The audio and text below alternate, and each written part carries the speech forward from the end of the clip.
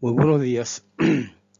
Vamos a conversar hoy sobre Egipto y la historia, por supuesto, la historia de la medicina en Egipto. Nosotros tenemos que acostumbrarnos a tomar los conocimientos mínimos, porque todos los conocimientos hoy en día están en los libros, en internet, pero hay cosas que hay que sabérselas. Por ejemplo, que Egipto está en África, noreste de África, que tiene 1 millón de kilómetros cuadrados, más o menos, del tamaño de Venezuela. Esto es importante, acostúmbrese siempre a comparar para que los conocimientos se fijen mejores. Pero la población es más de 100 millones de personas y aquí sí se diferencia de Venezuela. Y que la religión es la musulmana, que la religión es la religión musulmana. Esto es interesante porque en un primer periodo la religión fue cristiana, pero después con el surgimiento del islamismo, esto cambió.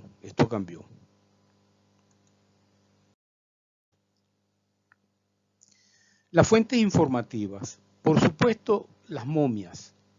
Las momias. Las momias dan información acerca de las enfermedades que sufrieron estas personas en aquella época. Y tenemos que tener en cuenta de que en Egipto hay también momias de gatos que eran animales sagrados. Luego tenemos los papiros. Los diferentes papiros nos dan mucha información acerca de la medicina en Egipto. La Biblia, el Éxodo. Recuerden ustedes que el segundo libro de la Biblia es el Éxodo y que narra cómo los hebreos huyeron, se escaparon de Egipto. Esto se corresponde con lo que nosotros llamamos la Semana Santa, porque en esta época fue cuando Cristo fue crucificado.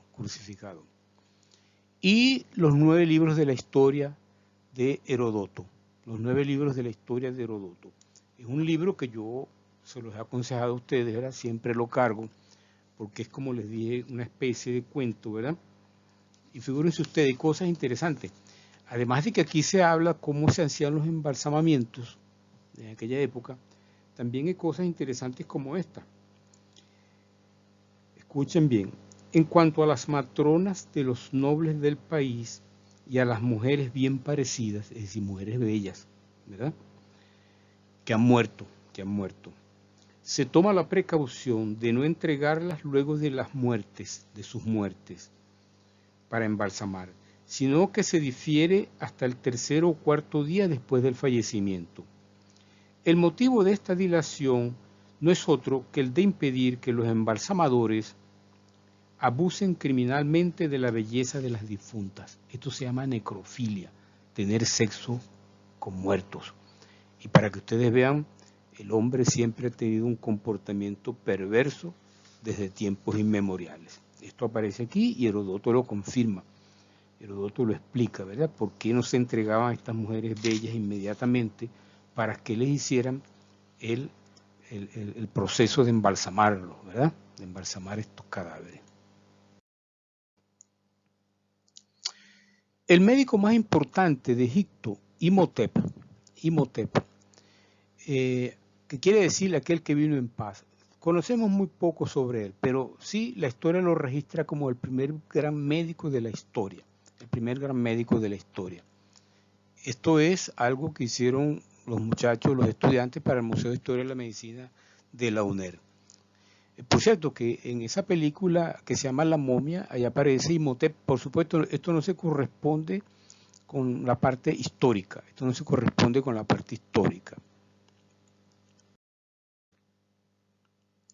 Ahora, una cosa muy interesante. Cuando el cristianismo inició su expansión, se adaptó a las creencias practicadas en las tierras donde hacía su presencia. El dios Sol de Egipto nació el 25 de diciembre, en el solsticio de invierno.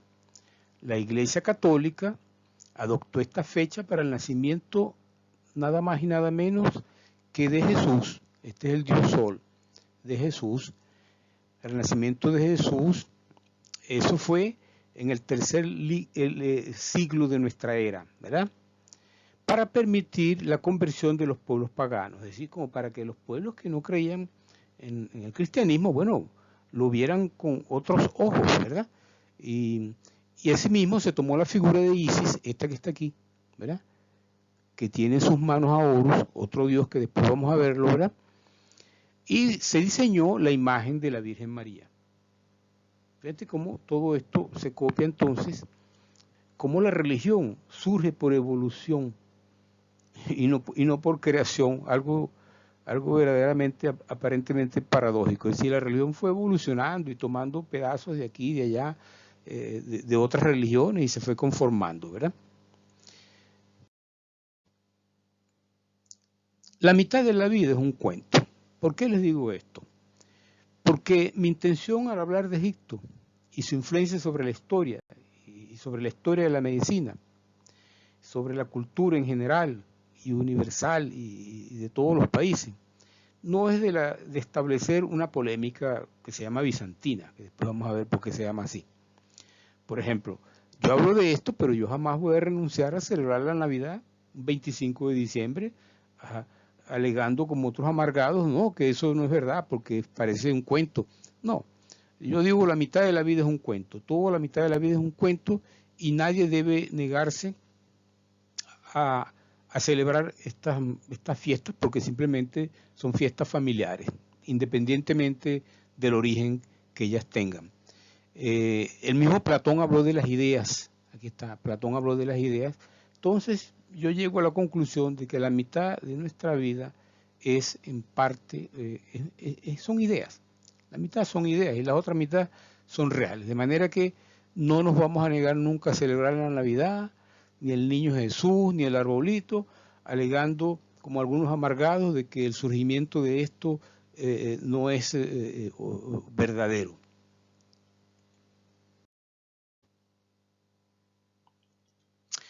Los egipcios son los verdaderos inventores del alfabeto. Con esto queremos ver que Egipto es lejano, pero también es cercano. Todo el alfabeto se lo debemos a Egipto. La letra A no es más que la cabeza del buey Apis, aquí está, volteada la cabeza. Esa es la letra A, porque es la primera letra. ¿Y por qué es la primera letra? Bueno, porque el buey era considerado el bien más importante, así como nosotros hoy en día consideramos que uno de los bienes más importantes es tener un carro. Cada uno de ustedes estudiando sueña con graduarse y después comprarse un carro, ¿verdad? En este caso, pues un carro antiguo, tirado a caballos. Y la segunda letra es la B. Aquí está cómo era más o menos el jeroglifo, ¿verdad?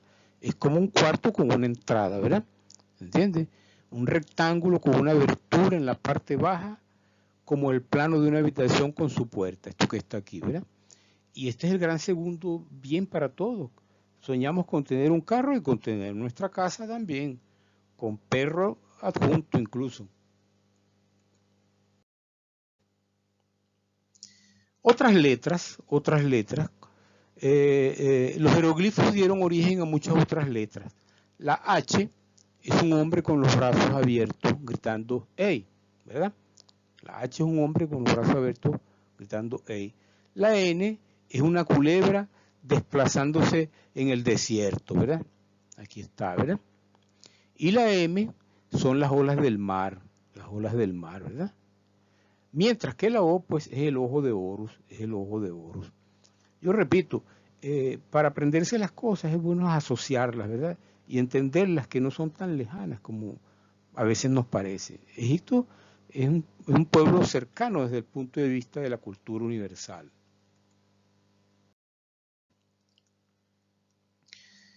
Napoleón Bonaparte, durante su campaña de 1798 a 1801 en Egipto, dicen que durmió en una de las pirámides, ¿verdad? Él llevaba un grupo de científicos para también estudiar toda la cultura de Egipto. Y desde allí nace la egiptología. Y todo esto, el idioma, la escritura egipcia, fue descifrada por Juan Francisco Champollion, ¿verdad? Champollion, porque encontraron en la ciudad de Rashid, que los franceses llamaron Rosetta, encontraron una piedra que luego este genial lingüista descifró, y por eso sabemos que escribieron los egipcios y por eso sabemos que de allí se origina nuestro alfabeto. Esta piedra Rosetta está en el Museo Británico y es prácticamente la pieza más visitada por todos los turistas que van a este museo. Aquí está la piedra Rosetta.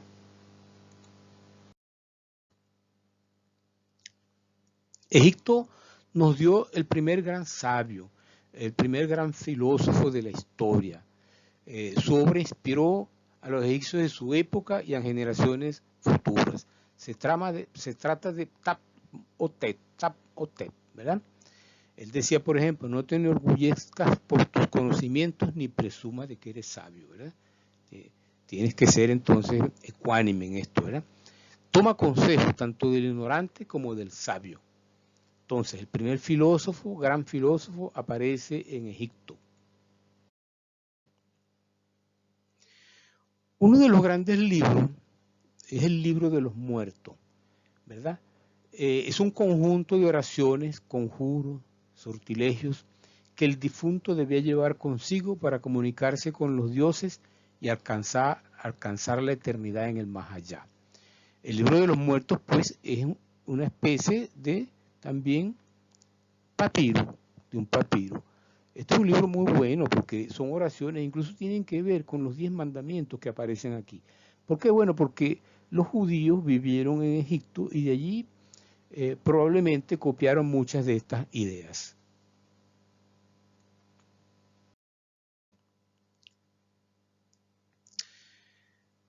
Akenatón, 1300 años antes de Cristo, aquí aparece Akenatón, es el esposo de Nefertiti. Ustedes la conocen, porque esto aparece en todas esas películas, ¿verdad? Pero también el padre de Tutankamón. El padre de Tutankamón. El padre de Tutankamón. Por eso es que Freud, él escribió un artículo que se llama Moisés y la religión monoteísta. ¿Por qué? Porque Akenatón fue el primero en hablar de la religión monoteísta. Un solo Dios, un solo Dios. Y Moisés, cuando sale de Egipto, empieza a hablar de un solo Dios. Y por eso Freud, que se escribe Freud, dice que probablemente Moisés era egipcio y no hebreo. Eso también es muy interesante, muy interesante. La idea entonces del monoteísmo, de un solo Dios, aparece por primera vez en Egipto, porque los otros pueblos tenían cientos de dioses. Ya vamos a ver que la India tenía incluso hasta millones de dioses. No sé si ustedes han visto, yo lo vi bastante, y yo no sé si se hace todavía, que cuando hay un matrimonio y vienen los recién casados, se les lanza una lluvia de arroz para significar de que esto es abundancia. Probablemente esto no se hace ahora en Venezuela porque imagínate tú, lanzar arroz con tantas dificultades. Pero esta costumbre que se practica prácticamente en todos los países viene de Egipto. Es decir, bastante arroz para significar de que va a haber abundancia de alimentos todo el tiempo, ¿verdad? Además de esto, los recién casados se retiraban 28 días, es decir, un mes lunar, ¿verdad? Y en el cuarto donde ellos estaban, esos recién casados, ponían en las 4 esquinas de ese cuarto miel. Entonces ellos inventaron la luna de miel. Nos viene de Egipto. ¿Quién no practica la luna de miel y quién no sueña con practicarla en un futuro si todavía no se ha casado? Yo les voy a recomendar este libro que es bellísimo, ¿verdad? De Mika Waltari, Finlandia. Este libro fue publicado en 1945 y se llama Sinuhe el egipcio. Allí se habla de enfermedades, de trepanaciones, de cómo curaban las cataratas en Egipto. Es una novela bellísima y dice cosas como esta: porque nada es más grande que un verdadero médico. Delante de él el faraón está desnudo y el hombre más rico es igual que el más pobre. Por cierto, si ustedes buscan en internet, hay una película bellísima basada en esta novela. Y yo les recomiendo, Siempre les voy a recomendar libros. Voy a hacer después unos videos breves recomendándoles algunos libros que son muy buenos para los médicos. Te nutren espiritualmente. Espiritualmente. Te dan conocimiento y te nutren espiritualmente. En los aportes de la medicina, tenemos por supuesto la bata blanca. Esto nos viene de Egipto, la bata blanca. En latín, ustedes pueden ver que candidus quiere decir blanco. Y en Roma, el que iba a un tipo de elecciones para ocupar un cargo de elección popular, es decir, un candidato, precisamente de esta palabra se deriva. El candidato tenía que ser pulcro, blanco, de alma blanca, ¿verdad? Pasa que la gente no se da cuenta y a veces elige a los que no son verdaderos candidatos. Si candidato quiere decir blanco, ¿verdad? Blanco, limpieza, pulcritud, pureza. Y esa es la bata que nosotros llevamos y que en Roma llevaban aquellos que querían elegirse para un cargo, y entonces se les llamaba candidato, ¿verdad? En Egipto se inventan los supositorios por una razón, porque ellos consideraban de que este ave ibis que se posaba sobre el río, ellos creían que tomaba agua a través del recto, agua a través del recto, y por eso inventaron los supositorios. Cualquiera sabe, ustedes lo van a estudiar en anatomía, de que verdaderamente si colocas un supositorio de Atamel, de acetaminofén, a un niño a través del recto, la fiebre baja más rápido porque hay una comunicación más directa desde el recto hasta el intestino delgado, que es donde se absorben las sustancias. Entonces esto es importante y forma parte de lo que se llama la medicina instintiva, que ya lo vimos en la prehistoria. Egipto también nos da el símbolo del récipe, ¿verdad? El símbolo del récipe, que quiere decir y que nos viene del dios Horus. Y esto aparece en Egipto por primera vez, porque este signo que aparece aquí es prácticamente una R invertida, récipe, R, toma. Después vamos a estudiar más detalladamente el significado del récipe. Por los momentos, simplemente se origina en Egipto. Bueno, será hasta la próxima. He sido breve porque así las cosas entran mejor. La brevedad es hermana del talento, decía el doctor Chejo. Hasta la próxima, hasta luego.